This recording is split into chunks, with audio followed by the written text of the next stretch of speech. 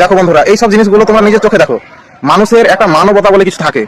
এটা যদি কোনো মানবতার মধ্যে থাকে, আমি কিছু কিছু হিন্দু ভাইদেরকে এই প্রশ্নটা করছি যে এই জিনিসটা মানবতার ভিতরে পড়ে কিনা, সেটা আমাকে কমেন্টে জানাবে। প্রশ্ন যখন করেছো উত্তর তুমি পাবে, তোমার চিন্তা করতে হবে না সেটা নিয়ে। কিন্তু আচ্ছা দেখি তোমার পুরো কথাটা একটু শুনি।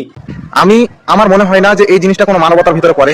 কারণ দেখো, আমাদের ধর্মে যখন আমাদের কোরবানি টাইম আসে, আমাদের উপর অনেক আঙুল তুলে কথা বলা হয় যে ওরা এই ছাগল জবাই করে, এই গরু জবাই করে, অনেক অনেক কথা হয় আমাদের মুসলমানের বিষয় নিয়ে। কিন্তু এটা কোন ধরনের মানবতা ভাই? আমাদের কোরবানি নিয়ে যদি মানবতার প্রশ্ন উঠে, তাহলে এখানে অবশ্যই মানবতা প্রশ্ন ওঠা দরকার। তাহলে এটা কোন ধরনের মানবতা? এদের মানবতা কোথায় গেছে? আরে ভাই, এটাই যে ও কষ্ট পায় ওইভাবে মারাটা, তোমরা যদি কেটে খেতে, তোমরা যদি কাটতে, সেটা আলাদা ব্যাপার ছিল। তবে এইভাবে যে অ্যাক্সিডেন্টে চাকার তলে দিয়ে দেওয়া, ভাই এটা মেনে নিতে পারলাম না।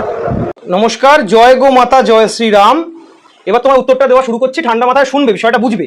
তুমি যে ভিডিওটা দেখেছো, রথের চাকার নিচে প্রাণী, মূলত আমার মনে হলো পাঁঠা বলি দিয়ে তার মাথাটাকে থেতলে দেওয়া হচ্ছে, এই ধরনের কিছু দেখানো হচ্ছে। তো এটা খুবই শকিং। কিন্তু সরাসরি প্রথমে এক কথায় বলি, সনাতন ধর্মের কোনো শাস্ত্রসম্মত রীতি এই ধরনের কোনো কিছু নেই। এই ধরনের যেটা তুমি ভিডিওর মাধ্যমে উপস্থাপন করে আমাদের সনাতনীদের কাঁধে বন্দুকটা রেখে চালানোর চেষ্টা করছো, এরকম কিছু মূল ধারার কোনো ধর্মগ্রন্থে এর কোনো উল্লেখ নেই। এই পুরো বিষয়টা শাস্ত্র সহকারে আমি তোমায় পরিষ্কার করে দিচ্ছি। রথযাত্রার আসল শাস্ত্রীয় রীতিটা কি, যেটা বিশেষত আমাদের পুরীর জগন্নাথ ধামে যেটা হয়, জগন্নাথ মন্দিরে যেটা হয়, সেটা হলো এখানে ভগবান জগন্নাথ, বলভদ্র, সুভদ্রার রথ ভক্তদের দ্বারা টানা হয়। স্কন্দ পুরাণ ও অন্যান্য পুরাণে রথযাত্রার মাহাত্ম্য আছে, কিন্তু কোথাও বলা নেই যে রথের নিচে প্রাণী হত্যা করতে হবে বা চাকার তলায় বলি দিতে হবে।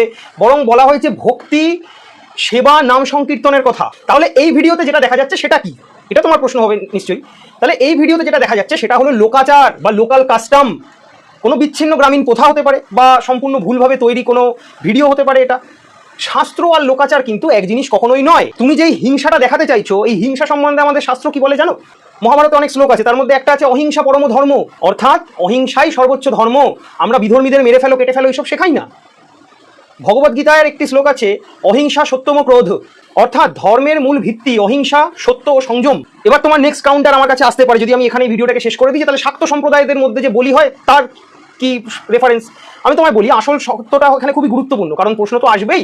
হ্যাঁ, কিছু ক্ষেত্রে বলি প্রথা আছে, কিন্তু সেটা কোনো নির্দিষ্ট দেবীর উপাসনায়, কোনো নির্দিষ্ট নিয়মে সর্বত্র হয় না। কালিকা পুরাণে কিছু তন্ত্রশাস্ত্রে পশু বলির উল্লেখ অবশ্যই আছে, এটা আমি স্বীকার করছি, কিন্তু সেটা বাধ্যতামূলক নয় সব ক্ষেত্রে। অনেক জায়গায় এখন প্রতীকী বলি, যেমন কুমড়ো, লাউ, এসব বলি হয়, এগুলোকে প্রতীকী বলি বলা হয়। কিন্তু রথযাত্রার চাকার নিচে প্রাণী দেওয়া, এটা সনাতন ধর্মের কোনো শাস্ত্রীয় নীতি নয়। এটা আমি খুব চ্যালেঞ্জফুলি বললাম তোমাকে। শাস্ত্র বলে ভক্তি, সেবা, অহিংসার কথা। কিছু লোকাচার বা বিচ্ছিন্ন ঘটনা দিয়ে পুরো ধর্মকে বিচার করলে সেটা তোমার ভুল হবে। আর বলি প্রথা তার নির্দিষ্ট শাক্ত উপাসনার একটা অংশ, সেটা সর্বত্র নয়, সেটা বাধ্যতামূলক নয়, এবং আজ অনেক জায়গায় এটা প্রতীকী বলি হিসেবে বলি দেওয়া হয়। তাই গুজব নয়, একটু শাস্ত্র পড়ো, সত্য জানো, ঠিক আছে? আর তোমাকে আমি একটা প্রশ্ন এবার ছুড়ে দিচ্ছি তোমার দিকে। তোমরা তো এই দাবি করো সবকিছু পড়ে নিয়েছি, সবকিছু জেনে গেছি। তুমি আমাকে উইথ প্রুফ, উইথ রেফারেন্স বলো, কোন পুরাণে লেখা আছে রথের নিচে বলি দিতে হবে? স্কন্দ পুরাণে যদি কোনো উল্লেখ দেখাতে পারো, তুমি যা বলবে তাই করবো। এক্সাক্ট এই উদাহরণটা দিতে হবে কিন্তু, যে স্কন্দ পুরাণে লেখা আছে রথের চাকার তলায় বলি দিতে হবে। তুমি যদি দেখাতে পারো, তুমি যা বলবে মেনে নেব। আজকের ভিডিও এখানেই শেষ করলাম। হর হর মহাদেব।